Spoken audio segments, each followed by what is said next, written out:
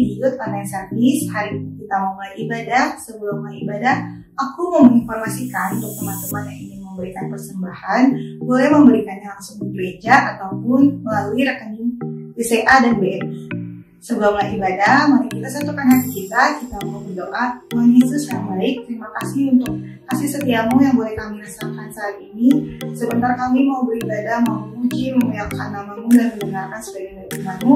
Tuhan berkati ibadah kami ini dari awal, pertengahan hingga akhirnya. Kami serahkan semuanya hanya ke dalam tangan-Mu saja. Dalam nama Tuhan Yesus, kami sudah berdoa dan mengucap syukur. Haleluya, amin. Happy Sunday! Shalom, apa kabar semuanya? Semoga kita sehat-sehat dan kita berbahagia karena kita mau lanjut bersukacita pada pagi hari ini. Kita mau bersukacita, kita bersyukur atas segala yang terjadi seminggu ini. Mungkin kita berbahagia, kita bersukacita, jangan kita lupa itu karena rancangannya. Rancangan Tuhan pasti yang terbaik. Kita punya Tuhan yang luar biasa, Tuhan Yesus Kristus. Rancangannya luar biasa. Kita panjatkan pujian ini, percaya akan rancangan.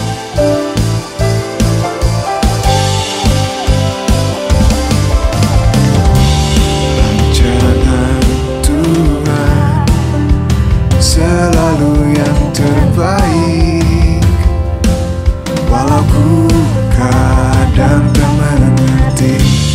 Rancanganmu selalu diriku nantikan.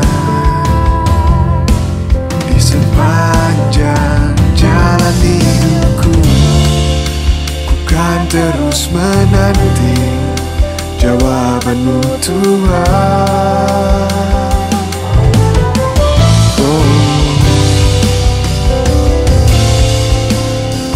Terus berharap kepadamu Tuhan.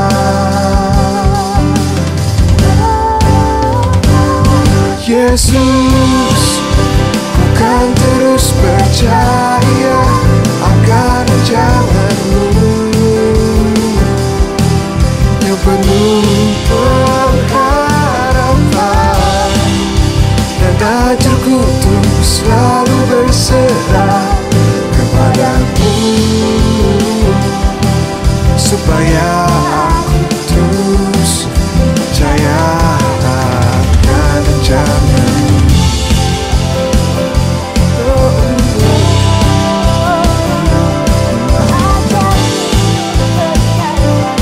Kita nyanyikan lagi bersama-sama rancangan Tuhan. Rancangan Tuhan selalu yang terbaik, walau ku kadang tak mengerti. Rancangan-Mu selalu diriku nantikan. Di sepanjang jalan hidupku, ku kan terus menanti jawaban-Mu Tuhan.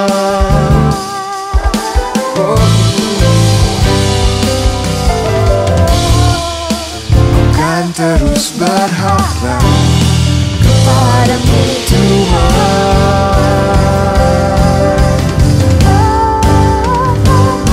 Yesus, bukan terus percaya akan jangan-Mu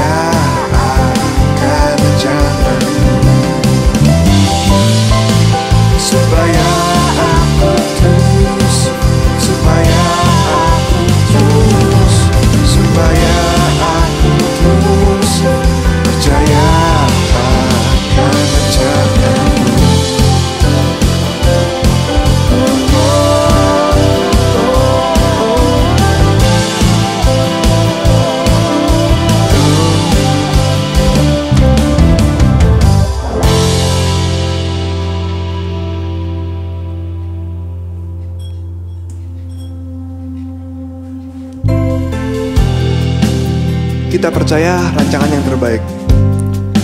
Segala masalah yang kita hadapi di dunia ini, segala persoalan-persoalan, pergumulan-pergumulan, kita percaya bersama Yesus kita bisa. Kita percaya kita punya Allah yang luar biasa. Kita punya Tuhan Yesus Kristus yang luar biasa.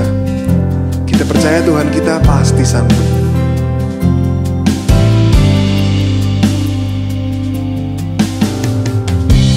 Kuatkanlah hatimu, lewati setiap persoalan. Tuhan Yesus selalu menopangmu. Jangan berhenti harap padanya. Tuhan pasti sanggup.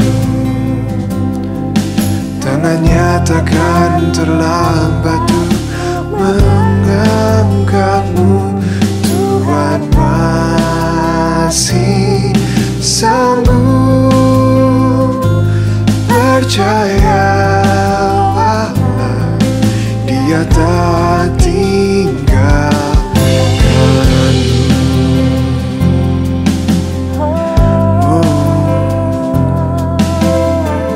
Percaya.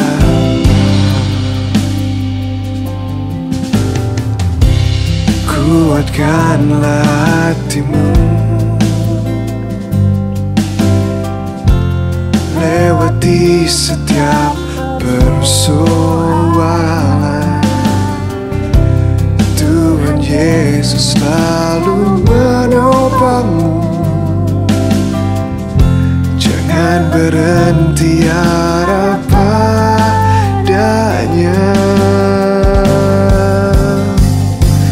Tuhan pasti sanggup. Tangannya takkan terlambat untuk mengangkatmu. Tuhan masih sanggup. Percayalah, Dia tak tinggalkanmu.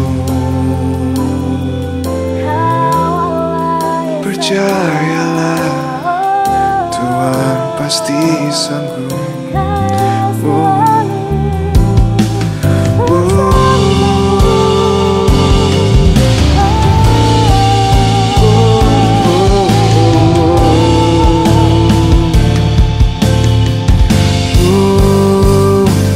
Tuhan pasti sanggup.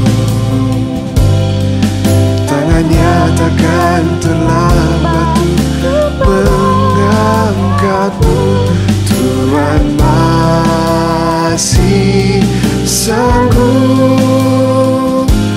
Percayalah, Dia tak tinggalkanmu. Tuhan pasti sanggup. Tangannya takkan terlambat untuk mengangkatmu. Tuhan pasti sanggup. Percayalah, Dia tak tinggal. Percayalah, Dia tak tinggalkan. Percayalah, Dia tak tinggalkan.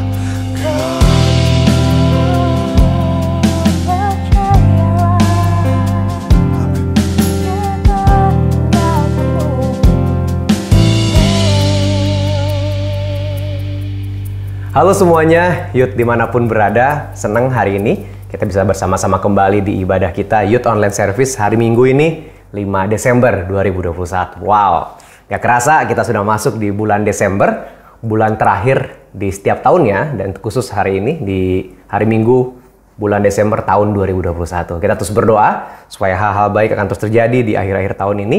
Nah, kita percaya tetap ada penyertaan Tuhan, pimpinan Tuhan buat kita semuanya. Amin. Mari kita berdoa terlebih dahulu sebelum kita mendengarkan pesan firman Tuhan hari ini. Mari kita berdoa. Bapa di surga, kami bersyukur bersama hari ini Tuhan. Setelah kami menaikkan pujian syukur kami di Youth Online Service ini, tiba saatnya untuk kami mendengar pesan firman Tuhan.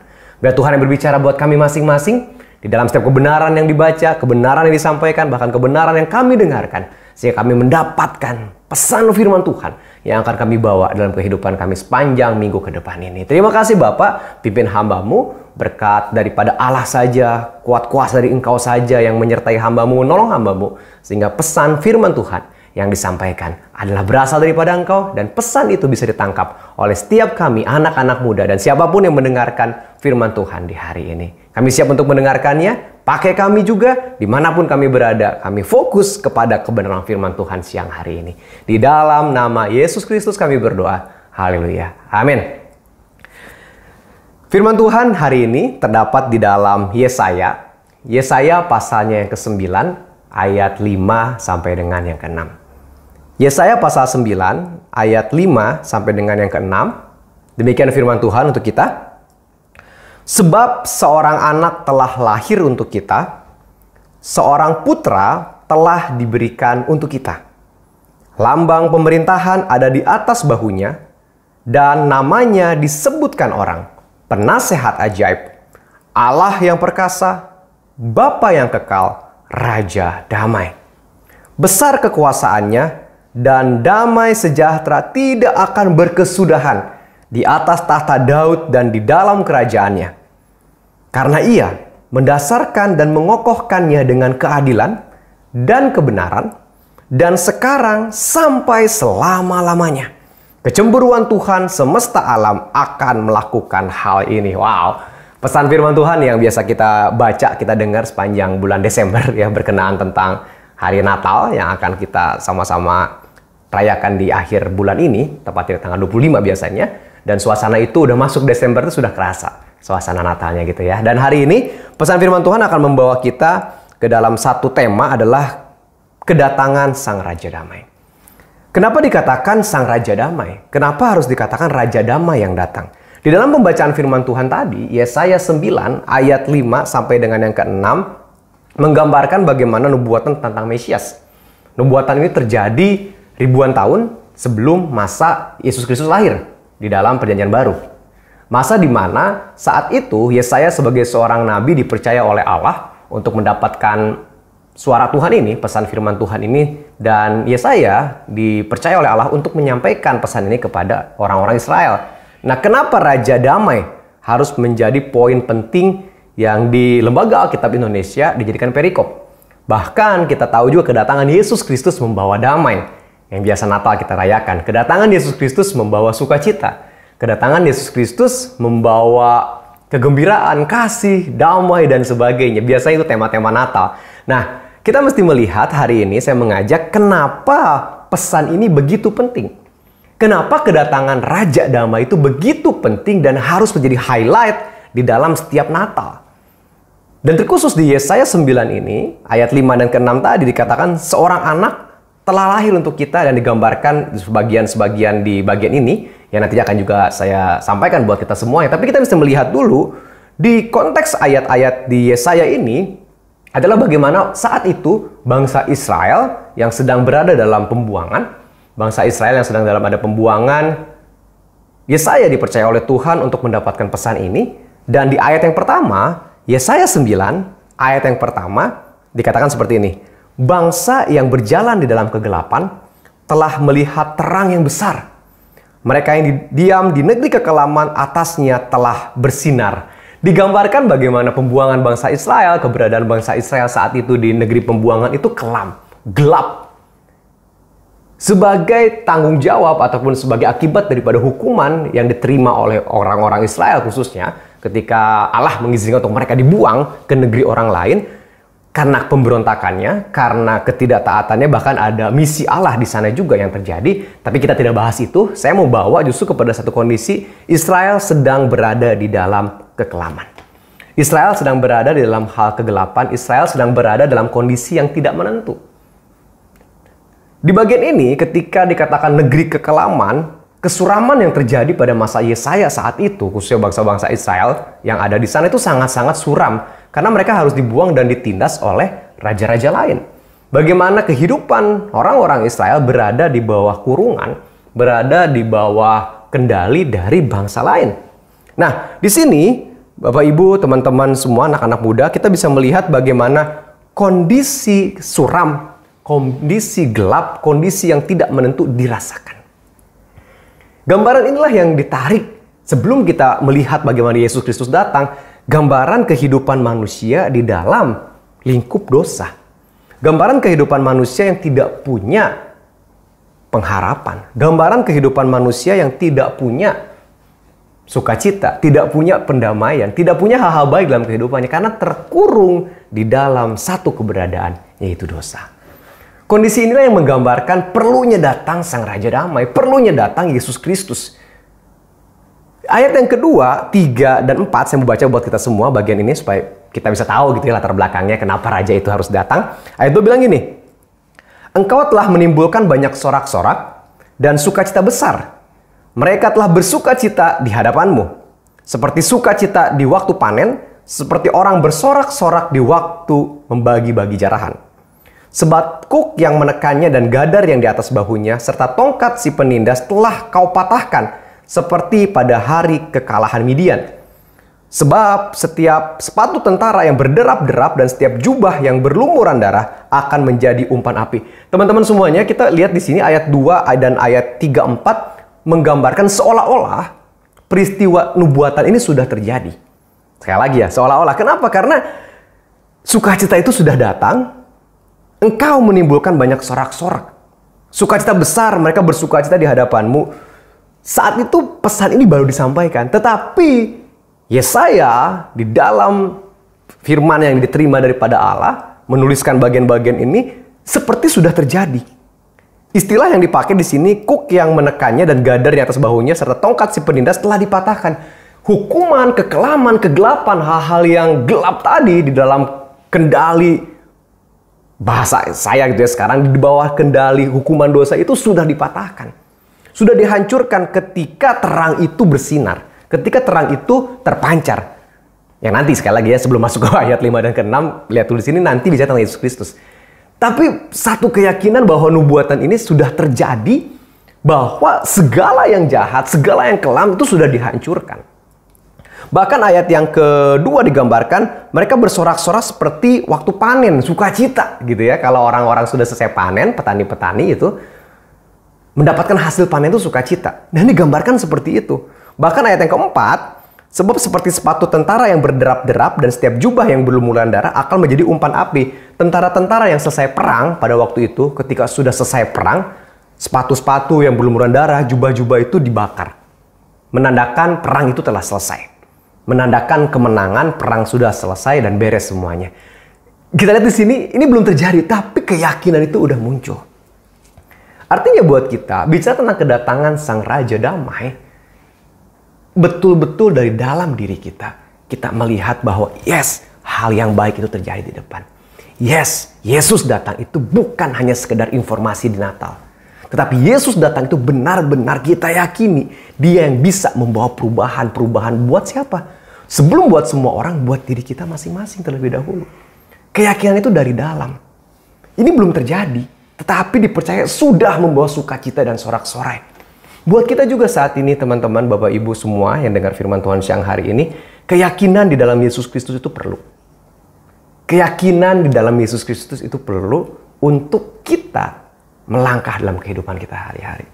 Kita memiliki keyakinan, makanya orang kadang kan mindset itu ya, tentang otak gitu, pengaturan diri kita untuk melihat hari depan tuh, kita berbicara tentang hal-hal yang baik yang harus kita ucapkan, pikiran-pikiran positif yang harus ada dalam diri kita, itu akan menuntun kita, menolong kita untuk kita melihat hari depan yang lebih jauh baik. Karena ketakutan demi ketakutan, hal-hal yang sifatnya negatif, wah itu akan mengganggu ke depan. Makanya kita sama-sama dilatih, apalagi anak-anak muda. Ya pesan saya buat kita semua anak-anak muda, melatih pemikiran kita ini, hidup kita ini, dalam diri ini, untuk percaya hari depan kita berada dalam tangan Tuhan. Sehingga anak-anak muda akan hidup di bawah percaya kepada Yesus Kristus dan menjadikan hari depan dengan penuh keyakinan. Tuhan, saya percaya hidup saya akan penuh dengan sorak-sorai di depan. Tuhan, saya percaya bahwa hari depan saya Tuhan sudah sediakan. Tuhan, saya percaya menjelang ujian semester, menjelang ujian di sekolah, apapun itu, saya percaya Tuhan sudah memberikan hal yang baik di depan. Tuhan, saya percaya masa muda saya pun saat ini, buat teman-teman yang sedang mencari pasangan misalnya, saya percaya juga Tuhan sudah menyediakannya di depan. Anak-anak muda di sekolah, SMP, SMA, kuliah, Tuhan, saya percaya ada hari depan yang Tuhan juga siapkan. Bukan hanya sekedar ucapan percaya, tapi memang meyakini itu sudah terjadi. Dengan demikian, ini akan membawa kita kepada satu pemahaman demi pemahaman buat kita semuanya. Bahwa ya, hidup di dalam Kristus Yesus itu adalah hidup yang punya masa depan. Hidup yang punya keyakinan hari depan. Bukan cuma nunggu-nunggu aja gitu ya. Kadang juga ada ilustrasi buat kita semua, gimana sih kamu mendapatkan ini, gimana sih kamu hidup dan sebagainya. Udah, ngalir aja lah, ikutin arus sungai gitu ya, ikutin aliran air kemana. Iya, ngalir aja, iya, ngikutin aliran, ngalir aja. Tapi kan pasti, ketika mengalir itu, teman-teman juga punya pegangan. Teman-teman juga punya keyakinan. Gimana bisa tahu? Jalin hubungan dengan Tuhan. Mengenal Tuhan lebih dan lebih lagi akan membawa kita kepada pengertian hari depan kita ada Tuhan. Oke, sekali lagi yang masih takut hari ini, teman-teman semua anak-anak muda yang masih takut buat hari esok, hari depan, ayo patahkan itu, sudah selesai, bahwa di depan sudah ada hari yang Tuhan beri. Itu luar biasa buat kita. Waktu-waktu ke depan itu luar biasa ketika kita berada di dalam kasih Kristus Yesus dan percaya kepada Dia. Amin. Itu buat kita. Dan ayat 5 dan ke-6 pesan di bagian ini juga dikatakan seperti ini. Sebab seorang anak telah lahir untuk kita. Lagi-lagi, ini nubuatan. Dan belum terjadi ya ketika Nabi Yesaya menerima pesan ini. Belum terjadi, karena kehidupan masih di masa Israel dalam pembuangan akan kembali ke tanahnya. Di masa Yesaya ini belum masanya Yusuf dan Maria. Belum ya. Tapi digambarkan di sini, sebab seorang anak telah lahir untuk kita. Nubuatan Mesias tadi. Seorang putra telah diberikan untuk kita. Lambang pemerintahan ada di atas bahunya. Dan namanya disebutkan orang penasehat ajaib, Allah perkasa, Bapa yang kekal, Raja damai, dan sebagainya. Saya tidak akan bahas per detail ini, karena bisa memakan waktu yang cukup lama buat kita dengar firman Tuhan ini. Tapi saya membawa secara garis besar aja untuk kita. Ketika dikatakan, seorang anak telah lahir untuk kita, seorang putra telah diberikan untuk kita. Perhatikan bagian ini. Seorang anak telah lahir untuk siapa? Untuk kita. Seorang putra diberikan untuk siapa? Untuk kita. Siapa kita? Bagian pesan ini, orang Israel yang dengar firman yang Yesaya sampaikan. Untuk kita saat ini buat siapa? Buat kita. Siapa? Yang dengar pesan firman Tuhan di hari ini. Artinya ketika Yesus Kristus itu dinubuatkan dan lahir ke dunia untuk menebus kita, putra itu diberikan untuk kita, berarti untuk saya, untuk teman-teman yang mendengar firman Tuhan dan meyakini bahwa Yesus Kristus itu ada, lahir, menebus dosa, buat siapa? Buat kita. Saya, teman-teman semua, Bapak Ibu semua yang dengar firman Tuhan hari ini, memiliki keyakinan itu. Ya, dan berikutnya dikatakan lambang pemerintahan atau di atas bahunya, dan namanya ini 4 poin yang ada di sini yang menyebutkan tentang anak yang lahir itu, Yesus Kristus atau Mesias itu. Yang pertama, penasehat ajaib. Yang kedua, Allah yang perkasa. Yang ketiga, Bapa yang kekal. Dan yang keempat, Raja damai. Buat kita, siang hari ini saya akan bawa ke satu demi satu ya, pemahaman-pemahaman buat kita semuanya. Nama yang akan disebutkan yang pertama, penasehat ajaib. Penasehat ajaib adalah menjadi satu bagian buat kita bahwa Yesus adalah pribadi yang cocok ya, untuk membimbing hidup kita. Dan harus menjadi sumber langsung buat kita, orang-orang percaya, atau di masa sekarang orang-orang Kristen, sebagai penasehat kita. Mengapa begitu penting nama ini ada? Penasehat ajaib itu ada. Karena dalam kehidupan manusia, kita perlu yang namanya nasihat. Sekali lagi, dalam kehidupan kita sebagai manusia, kita perlu yang namanya nasihat. Teman-teman semua sebagai anak-anak muda, pasti dengar nasihat dari orang tua. Ketika kecil apalagi, nasihat itu banyak dari orang tua. Kamu harus melakukan ini, kamu jangan ini, kamu tidak boleh begini, sekian, begini, begitu gitu ya. Dan di masa sekolah pun sama. Guru akan memberikan nasihat, ini. Di masa sekarang, di pekerjaan ataupun di perkuliahan apapun, Nasihat itu ada. Bahkan Bapak Ibu Saudara pun dalam kehidupan berkeluarga gitu ya. Ada tetap nasihat-nasihat yang disampaikan. Dalam pekerjaan pun ada nasihat-nasihat. Sebenarnya apa sih tujuan daripada nasihat itu? Nasihat bertujuan untuk membimbing orang lain itu untuk menemukan apa yang harus dilakukan. Nah, penasehat ajaib adalah satu, kalau saya pakai istilah titel atau nama atau julukan yang diberikan kepada Yesus Kristus, Sang Mesias itu yang luar biasa. Yesus dapat membantu kita berkenaan masalah kita apapun itu. Ya kalau kita nanya gitu ke teman-teman kita, ke saudara-saudara kita, siapapun kita punya masalah, kita minta nasihat, kadang kok mentok gitu ya. Karena kita pengen jawabannya langsung.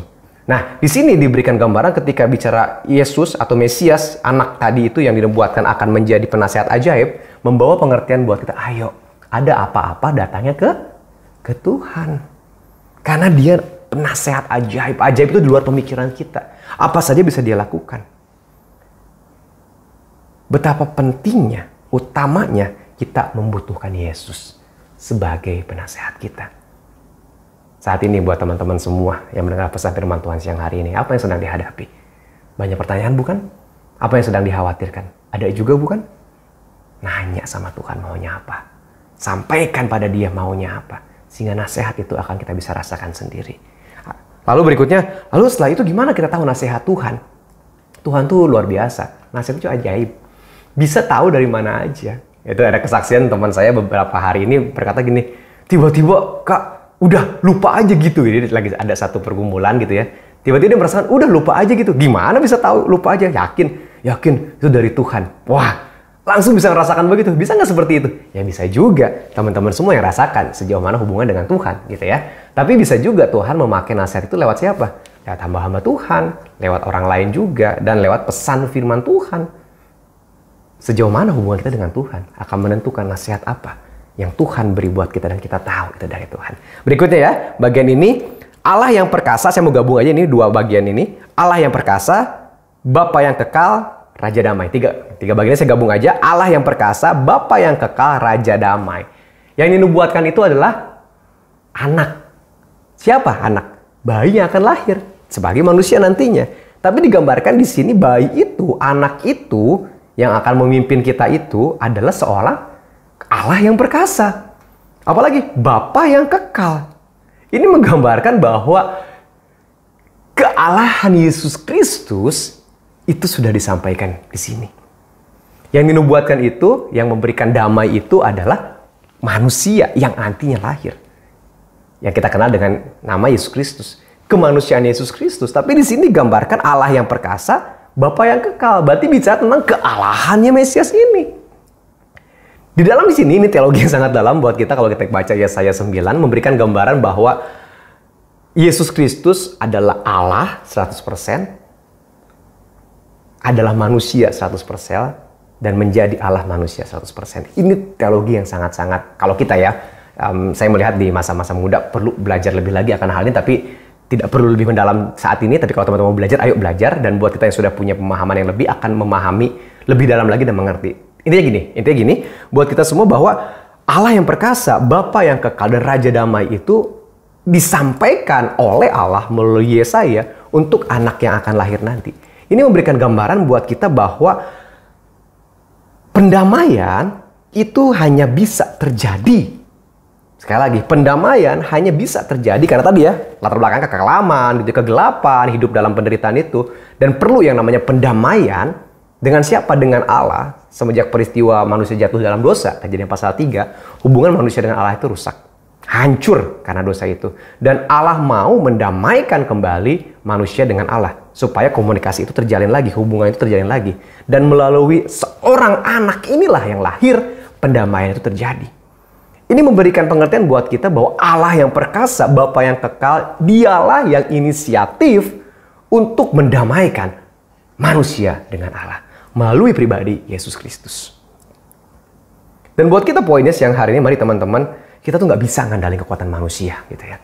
Kita tuh nggak bisa hanya melihat sisi manusia, kekuatan manusia yang terbatas ini. Kita perlu Allah yang perkasa. Nggak bisa kita mengandalkan manusia dengan kekuatannya. Yang bisa kita lakukan adalah mengandalkan kekuatan Allah yang perkasa. Sekali lagi, yang bisa kita lakukan adalah mengandalkan kekuatan Allah yang perkasa. Orang yang hidup selalu mengandalkan Allah akan memiliki semangat hidup yang tinggi. Karena tahu dia punya pegangannya Allah yang perkasa. Kita mampu kok menjadi pribadi-pribadi yang luar biasa seperti tadi. Allah yang perkasa, Bapa yang kekal yang luar biasa itu. Sebab kita percaya kepada Dia yang luar biasa. Kita akan mampu menjadi pribadi yang bukan biasa-biasa aja di sekolah kita. Kita mampu menjadi pribadi yang bukan biasa-biasa aja di pekerjaan kita. Bahkan juga kita mampu menjadi pribadi-pribadi yang bukan biasa-biasa aja di rumah kita. Kita juga mampu menjadi pribadi-pribadi yang luar biasa dimanapun berada, bukan biasa-biasa aja. Semua itu bisa kita lakukan karena kita percaya kepada Yesus Kristus, Allah yang perkasa, Bapa yang kekal. Sehingga Raja Damai ini penting karena dosa Allah tidak bisa disatukan. Kenapa Israel dibuang? Kenapa Israel berada dalam pembuangan di sana, pindah ke negeri lain? Akibat dari dosa. Eskalasi dosa setelah kejadian pasal 3 itu terus. Dan salah satunya, faktor yang dilihat di sini, Yesaya ini perlunya pendamaian manusia dengan Allah. Raja Damai itu datang. Dan sudah datang. Dan sudah ada dalam kehidupan kita. Siapa dia? Yesus Kristus yang kita percaya. Saat ini, ketika pendamaian itu sudah ada, apa yang terus kita lakukan? Masuk di momen-momen Natal ini, saya mau mengajak buat kita semua anak-anak muda dan siapapun kita yang dengar firman Tuhan di siang hari ini. Ayo, miliki sikap hati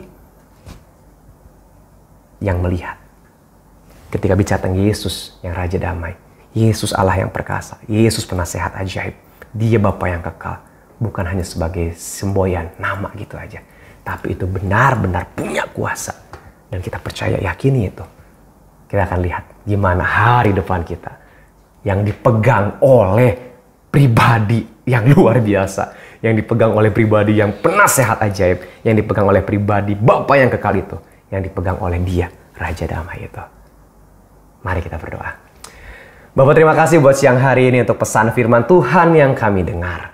Melihat apa yang Tuhan sampaikan melalui Yesaya untuk bangsa Israel. Nubuatan tentang Mesias, dan buat kami hari ini. Yang nubuatan itu sudah digenapi ketika Yesus Kristus lahir ke dunia ini sebagai Raja Damai. Terima kasih Bapa, karena Engkau dengan penuh kasih, rindu, sangat mengasihi kami untuk memperdamaikan kami dengan Engkau kembali. Dosa yang merusak semuanya, tapi Yesus Kristus yang datang. Dialah yang Kau utus untuk mendamaikan itu semua. Terima kasih Bapa, dan saat ini di masa muda kami, dalam kehidupan kami, biarlah kami boleh melihat semakin hari bagaimana karya Allah yang luar biasa itu. Sehingga ketika Engkau berbicara mengasihi kami meresponnya dan melihatnya, sungguh Engkau mengasihi kami. Terima kasih Bapa, terima kasih. Inilah hidup kami, keberadaan kami masing-masing saat ini. Biarlah kami terus dibawa semakin mengenal Engkau lebih dan lebih lagi. Terima kasih Bapa untuk firman-Mu. Hamba-Mu telah selesai untuk menyampaikannya. Namun hamba juga percaya kuat kuasa Allah Roh Kudus yang akan memateraikan firman itu dan akan kami bawa dalam kehidupan kami hari lepas hari. Terima kasih Bapa. Di dalam nama Yesus Kristus, hamba berdoa dan bersyukur untuk firman Tuhan hari ini. Haleluya, haleluya. Amin. Tuhan pasti sanggup, tangannya takkan terlambat untuk mengangkatmu. Tuhan masih sanggup, percayalah, Dia tak tinggalkanmu. Tuhan pasti sanggup, tangannya takkan terlambat untuk mengangkatmu. Tuhan pasti sanggup, percayalah, Dia tak tinggal. Percayalah, Dia tak tinggalkan. Percayalah, Dia tak tinggalkan.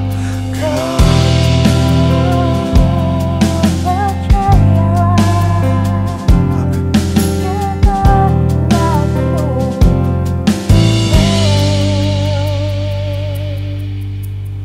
Mari kita berdoa, bersyukur untuk ibadah kita di hari ini.